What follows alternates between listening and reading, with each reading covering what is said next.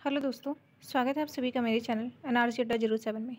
आज हम डिस्कस करेंगे BA 4th semester economics, money banking and public finance के बारे में, जिसका कोड है E080401T। ठीक है, जैसा कि आपको पता है इसमें कि 3 भागों में बटा होता है ये पेपर, सेक्शन A, B और C।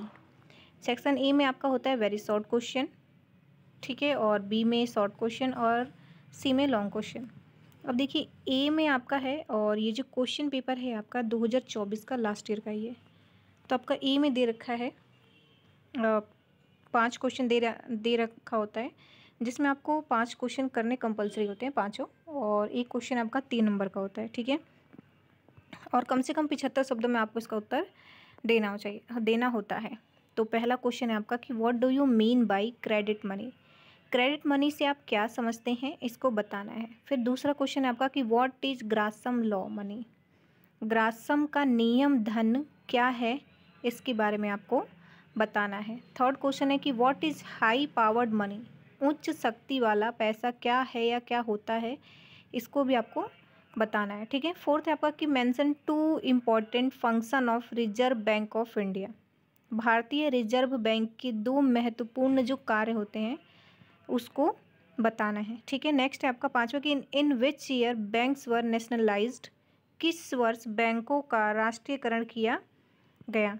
ठीक है, फिर नेक्स्ट क्वेश्चन है आपका सेक्शन बी, जिसमें आपको 3 क्वेश्चन दिए होते हैं। एक क्वेश्चन आपका 7.5 नंबर का होता है, साथ ही इसमें आपको 2 क्वेश्चन अटेंड करने होते हैं। एक क्वेश्चन एक चॉइस में आपका रहता है कि अगर कोई क्वेश्चन ना आए तो दूसरा आप उसकी जगह कर सकते हैं। ठीक है, और कम से कम 200 शब्दों में इसका उत्तर आपको देना होता है। ठीक है, हम चलते हैं आगे, जिसमें आपका 6 क्वेश्चन है कि explain the process of credit creation.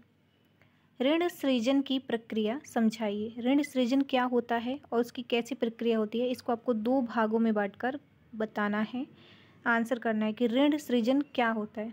ठीक है, 7वां क्वेश्चन है कि what are the importance and scope of studying public finance. सार्वजनिक वित्त के अध्ययन का महत्व और दायरा क्या है, इसका महत्व या और जो दायरा होता है उसको बताना है। लेकिन सबसे पहले आपको बताना है कि सार्वजनिक वित्त होता क्या है। 3 हिस्सों में बांट देंगे। सार्वजनिक वित्त का अर्थ और परिभाषा बता देंगे 2-4 लाइन में या आधे पेज में। ठीक है, उसके बाद इसका अध्ययन का जो महत्व है वो आपको पॉइंट वाइज बताने हैं कि ये इससे ये इस क्षेत्र में जॉब मिलेगी, इससे ये कार्य होगा, इससे मतलब क्या क्या चीज़ें इसमें हो सकती हैं। ठीक है, फिर आपका है दायरा क्या है, तो इसके क्या क्या दायरे हो सकते हैं वो आपको पॉइंट वाइज बनाकर लिखना है। 8वां है आपका कि बाजार की विफलता को उदाहरण सहित समझाइए। Explain market failure with example. ठीक है, फिर हम सेक्शन सी में आ गए, जिसमें आपको 5 क्वेश्चन दिए होते हैं। 5 क्वेश्चन में से आपको 3 क्वेश्चन करने होते हैं, और एक क्वेश्चन आपका 15 नंबर का होता है। 7.5 नंबर का आप क्वेश्चन 200 शब्दों में कर रहे हैं, तो ये 15 नंबर का क्वेश्चन है। तो आप अंदाज़ा लगा लीजिए और हिसाब लगा लीजिए कि आपको कितने शब्दों में 15 नंबर का आंसर करना है। ठीक है, और आगे हम चलते हैं। क्वेश्चन है आपका 9वां कि discuss the major tax reform in India. भारत के प्रमुख कर सुधारों पर चर्चा करें। 10 है आपका कि explain the objectives of fiscal policies. राजकोषीय नीतियों के उद्देश्य स्पष्ट कीजिए। फिर 11 क्वेश्चन है आपका कि describe the benefit and ability to pay approach of taxation. कराधान के लाभ और भुगतान करने की क्षमता का वर्णन करें। फिर नेक्स्ट है आपका 12 कि what are the role of Finance Commission of in India explain. भारत में वित्त आयोग की भूमिका क्या है, तो पहले आपको बताना है वित्त आयोग क्या होता है, फिर आपकी उसकी भूमिका बतानी है। ठीक है, तो इससे क्या होगा, 2 हिस्सों में क्वेश्चन बढ़ जाएगा। उसके बाद आपका लिखा है कि राजकोषीय नीतियों के उद्देश्य स्पष्ट कीजिए। तो सबसे पहले आपको 10 क्वेश्चन है आपका कि राजकोषीय नीति क्या होती है, उसके बारे में आपको पहले बताना है, फिर उसके उद्देश्य बताने हैं।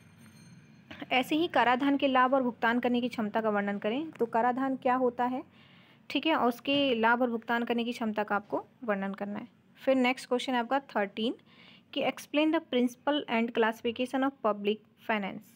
सार्वजनिक वित्त के सिद्धांतों और वर्गीकरणों की व्याख्या करें। तो सार्वजनिक वित्त के सिद्धांत और वर्गीकरण की व्याख्या करनी है, मतलब उसको किस भाग में कितने में बांटा गया है वो बताना है। सबसे पहले आप सार्वजनिक वित्त क्या होता है वो बताइए, फिर उसके सिद्धांत बताइए, फिर उसको किस प्रकार वर्गीकरण किया गया है वो आपको बताना है। तो ये यहाँ पे आपका जो क्वेश्चन है पेपर ये पूरा करा दिया मैंने।